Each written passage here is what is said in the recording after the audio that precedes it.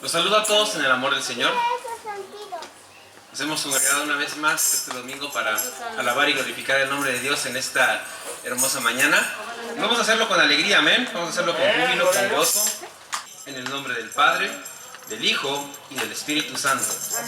Tuya es la alabanza en Sión, oh Dios, a ti se pagarán los votos. Tuya es la oración, a ti vendrá toda carne. Las iniquidades prevalecen contra mí, mas nuestras rebeliones tú las perdonarás. Bienaventurado el que tú escogieres y atrajeres a ti, para que habiten tus atrios, seremos saciados del bien de tu casa, de tu santo templo. Buenos días, hermanas, que Dios los bendiga. Nos da mucho gusto estar aquí con ustedes, nuestros hermanos en Cristo. Somos familia en Cristo que tenemos en todas partes del mundo, así que estamos agradecidos por eso. Tenemos una gran familia en todas partes. A veces nos vemos, a veces no nos vemos, pero siempre estamos con un mismo espíritu, con un mismo amor, y estamos para servir a Dios todos juntos, ¿verdad? Vamos a leer, les voy a leer un verso del Salmo 16, 11, en el nombre del Padre, del Hijo y del Espíritu Santo. Me mostrarás la senda de la vida, en tu presencia hay plenitud de gozo, delicias a tu diestra para siempre. Amén.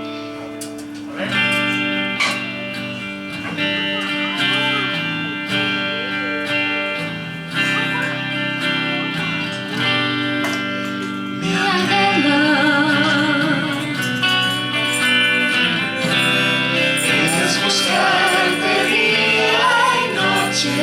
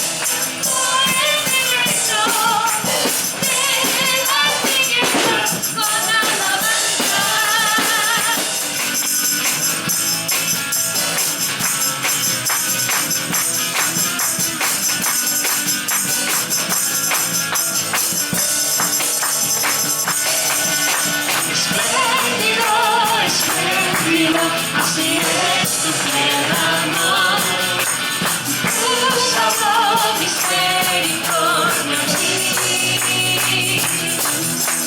Dios, mi oído, yo siento en el corazón. Voy a ponernos tu nombre.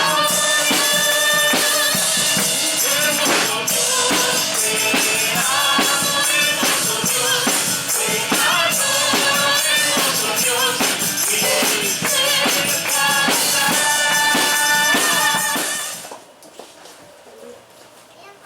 Es un gusto estar aquí, hermanos.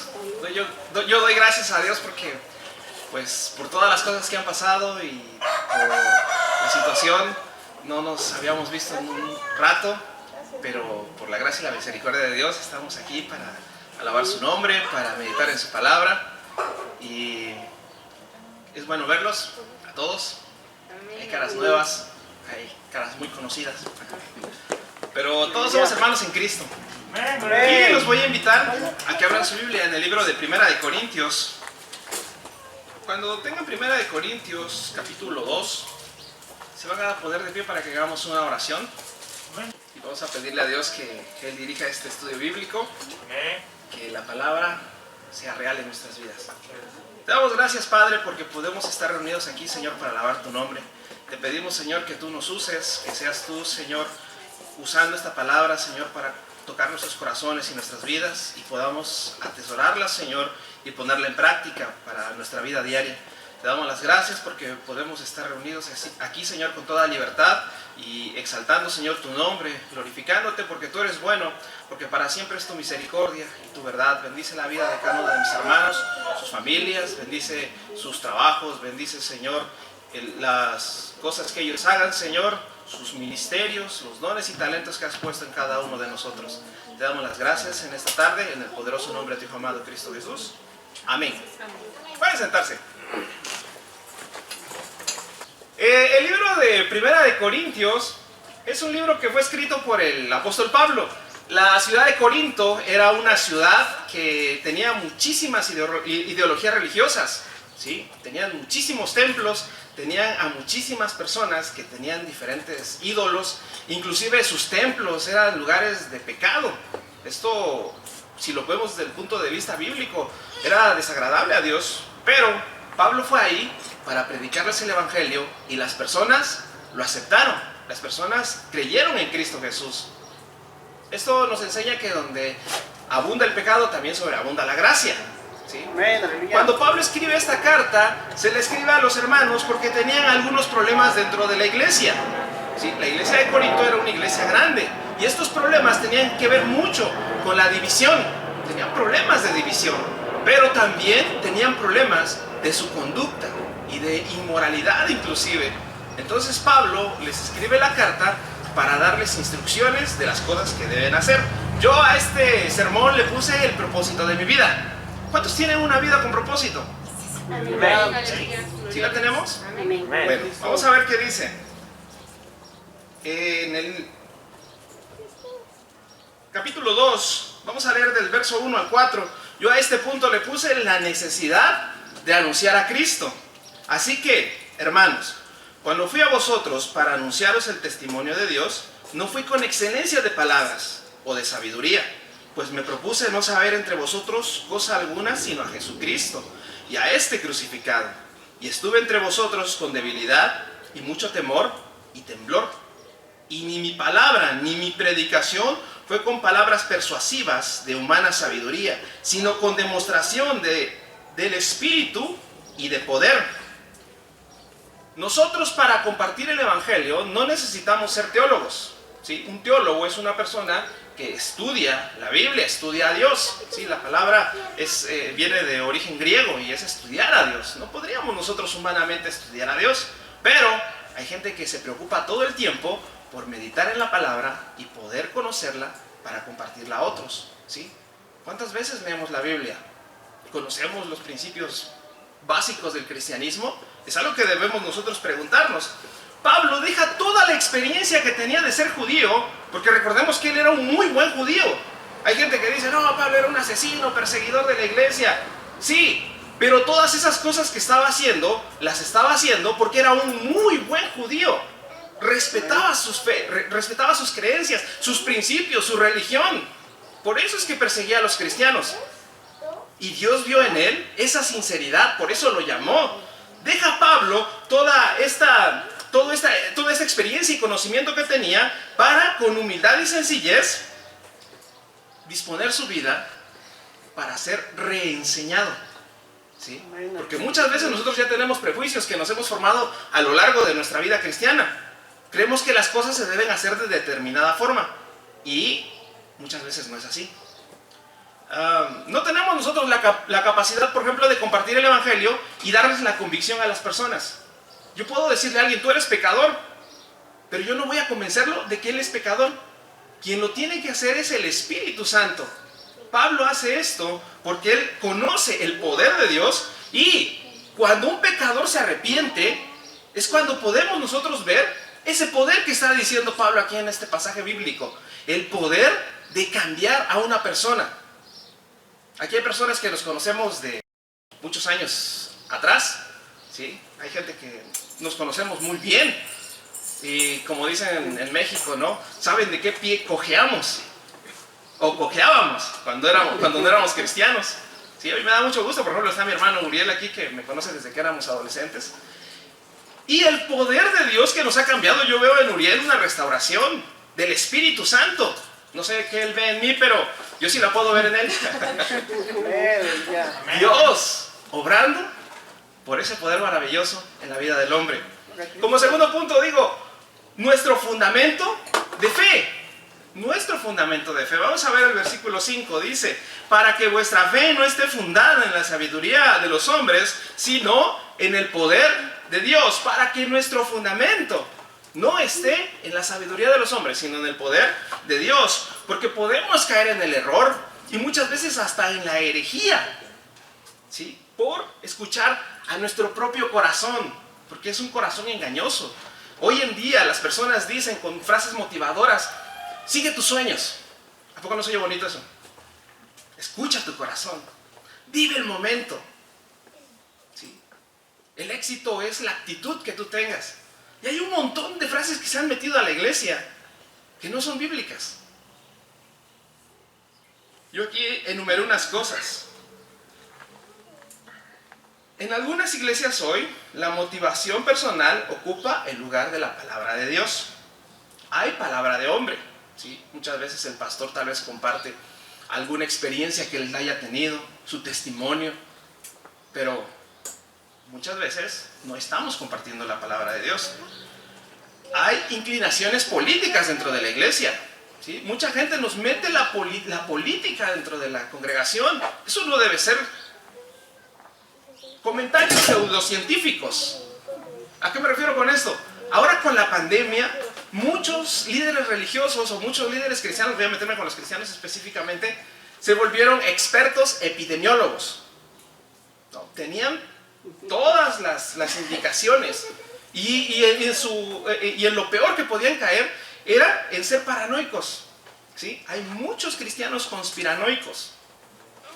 No voy a hablar del tema de las vacunas ni nada de eso, pero sí voy a decir que estamos muchas veces cambiando la dirección divina por nuestras propias ideologías. Hay falsas profecías también dentro de la iglesia.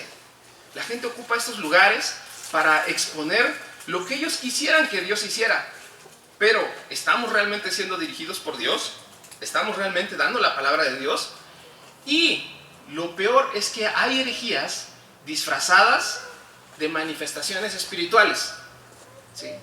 Muchas personas se están dejando llevar por los impulsos del corazón y es algo engañoso.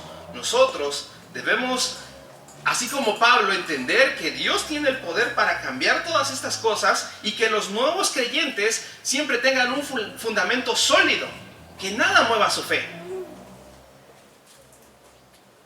Deberíamos nosotros procurar también eso con todos nuestros hermanos.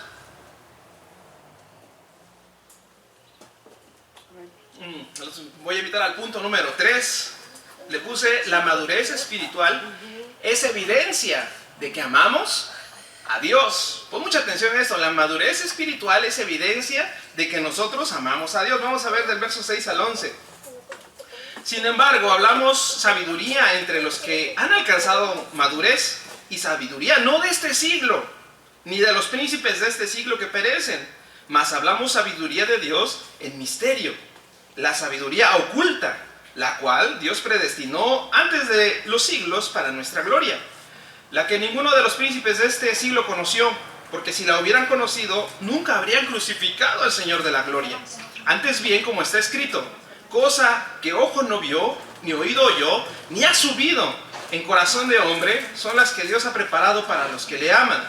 Pero Dios nos las reveló a nosotros por el Espíritu, porque el Espíritu todo lo escudriña, aún lo profundo de Dios. Porque ¿quién de los hombres sabe las cosas del hombre, sino el Espíritu del hombre que está en él?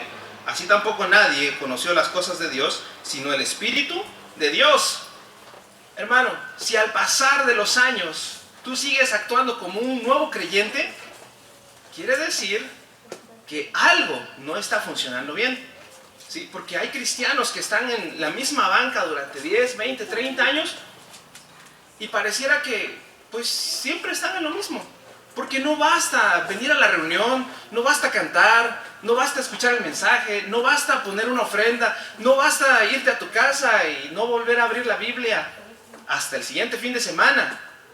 ¿Sí? Tenemos que conocer a Dios, tenemos que escudriñar la Biblia para ver quién es Él, qué desea de nosotros. Amén. Si nosotros hacemos esto, vamos a encontrar cuál es el propósito que Dios nos ha dado para nuestras vidas, ¿sí? Porque el propósito no es que ocupes nada más una banca. El propósito es que tú también puedas compartir el evangelio. El propósito es que tú también tengas un ministerio en el cual te estés desarrollando dentro de la iglesia, porque tienes dones y talentos. Y un día cuando lleguemos a la presencia del Señor nos va a decir, bueno, yo te di tantas cosas, ¿qué hiciste con ellas? No, Señor, es que, pues, había una pandemia.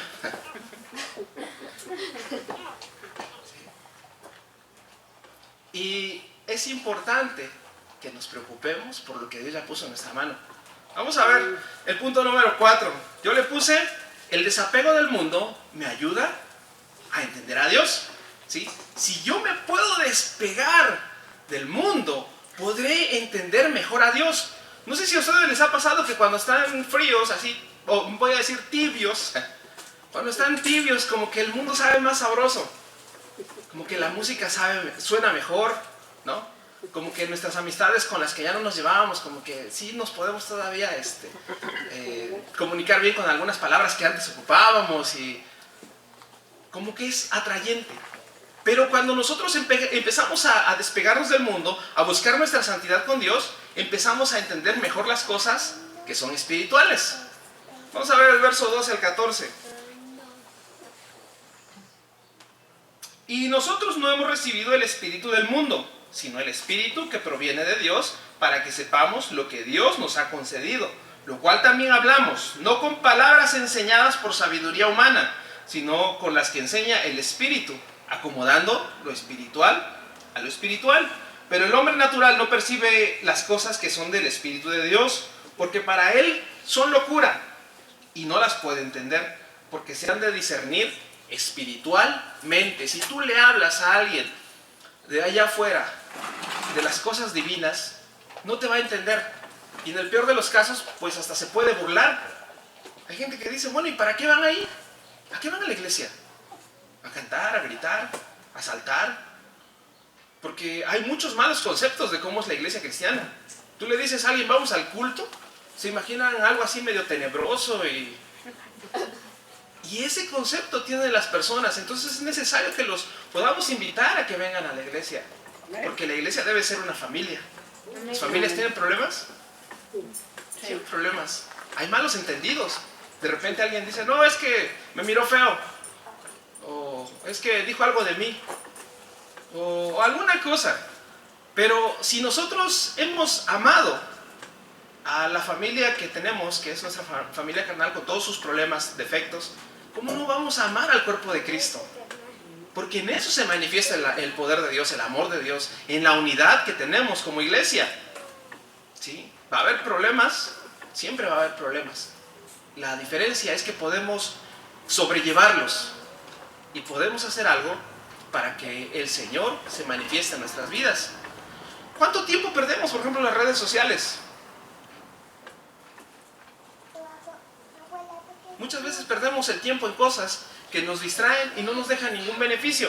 Porque si fuera algo con lo que pues ganamos algún dinero, pues decimos, bueno, es que le invertí tanto tiempo, pero gané 50 pesos, ¿no?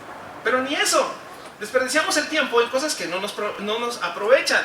Por ejemplo, en esta pandemia, no sé cuántos pudieron quedarse algún tiempo en la cuarentena, así como que en su casa, saliendo lo más indispensable. Hay gente que dice, no, yo ni salí, ya me estaban saliendo hongos ahí en mi casa, ¿no? Yo estaba ya echando raíces, ¿sí? Mi hermano, si en este tiempo que tuvimos de aislamiento social, tú no aprendiste a tocar un instrumento, si en este tiempo tú no cuidaste una plantita, no te voy a decir que sembraste un árbol, pero un cactus, si en este tiempo tú no aprendiste un nuevo oficio, si no desarrollaste un talento nuevo, si no leíste la Biblia toda, porque tuvimos muchísimo tiempo. La Biblia no es un libro muy largo. Hay libros más largos y la gente los lee. Si tú no convertiste a alguien, si tú no evangelizaste a alguien, lamento decirte que hemos perdido mucho tiempo. Perdimos una oportunidad muy valiosa, porque la gente ahorita está muy sensible a todas las cosas espirituales, todas las cosas divinas. históricamente, cuando ha habido este tipo de pandemias en la humanidad, la gente toma dos rumbos. O se consagra a Dios, o se pierde completamente. Hay mucha gente que renegó de Dios, porque muchos perdieron a sus familiares, muchos perdieron el trabajo, muchos no tuvieron para comer. ¿Y dónde estábamos nosotros? No voy a decir la iglesia, pero sí voy a decir cada uno de nosotros, porque sí podemos ayudar. No es difícil que nos desprendamos de un poco y compartamos, porque Dios nos da en abundancia. Y si no te da en abundancia, dime, porque algo está pasando ahí, algo necesitamos componer, ¿sí? Dios nos da no para que acumulemos. A la gente del mundo, si tú le preguntas cuál es la felicidad, te van a decir, no, pues una cuenta bancaria con 6 ceros, ¿sí? No 6 ceros, o sea, de millones. ¿Qué es la felicidad? No, pues una casa bonita. ¿Qué es la felicidad? No, un coche del año. ¿Qué es la felicidad? No, pues un esposo o esposa modelo, ¿no? Y la gente en este tiempo necesita escuchar la palabra de Dios. Antes Dios enviaba a los ángeles a que le hablaran a los humanos directamente, ¿sí? La palabra ángel viene de un origen hebreo que es malak y significa mensajero. Así que cuando tú digas un ángel significa un mensajero, ¿sí? Por ejemplo, Miguel Ángel es Miguel mensajero. Y ahora el Señor en su ministerio que nos ha compartido a nosotros ya no está enviando a esos ángeles espirituales, sino que está enviándonos a cada uno de nosotros. Somos portadores de la palabra, de las buenas nuevas de salvación. Porque nosotros debemos entender que como cristianos no estamos siendo llamados nada más para trabajar por un sueldo. ¿Cuántos aquí trabajan? Levanten su mano. Dice que no trabaja, que no coma. Por ahí traemos unos refrigerios. Por eso lo dije. No, no es cierto. Trabajamos por un sueldo y pensamos que comer y dormir, pues con eso ya la hicimos, ¿no? Pero ¿dónde está el propósito de mi vida? Dios nos concede la gracia de vivir verdaderamente porque entendimos que tenemos una razón para nuestra existencia. Mucha gente piensa y dice, yo soy obra de la casualidad, porque mi papá y mi mamá se casaron. Bueno, y a lo mejor hasta ni se casaron. Y nací. No, tenemos un propósito divino, porque Dios ya lo había visto desde antes de la fundación del mundo. Desde antes de que naciésemos, ya Él nos había visto que íbamos a estar este día aquí reunidos. Sabemos por qué Dios nos tiene en este tiempo, en este 2021 y en este lugar, en Oaxaca, en donde estamos. No sé a dónde Dios te va a llevar después, pero Dios tiene un propósito para ti el día de hoy. Como último punto les voy a decir algo maravilloso, que es una verdad trascendental. El secreto de la vida no es algo que yo te vaya a vender, no te voy a cobrar por esto. No es un consejo millonario, ahora que están de moda los consejos millonarios. Pero nos debe cambiar la mente y la perspectiva que teníamos de las cosas. Y vamos a ver qué dice el versículo 15 y 16. En cambio, el espiritual juzga todas las cosas, pero él no es juzgado de nadie. Porque ¿quién conoció la mente del Señor? ¿Quién le instruirá? Mas nosotros tenemos la mente de Cristo. La verdad trascendental es esta: tú eres hijo de Dios. Por lo tanto, tienes que tener la mente de Cristo. ¿Sí? ¿Lo entendimos? Somos hijos de Dios. O sea, no es cualquier cosa. Es algo extraordinario, es sorprendente. ¿Sí? Ser hijos de Dios y ahora tener la mente de Cristo. Si nosotros tenemos estas cualidades, entonces debemos vivir de acuerdo a la voluntad de Dios. ¿Tú sabes cuál es la voluntad de Dios? ¿Sí la sabes? Dice la Escritura que los que siguen a Cristo deben andar como Él anduvo. ¿El Señor anduvo en chismes? No. El Señor anduvo en los bailes. No. El Señor anduvo perdiendo horas en las series de la televisión, en las redes sociales.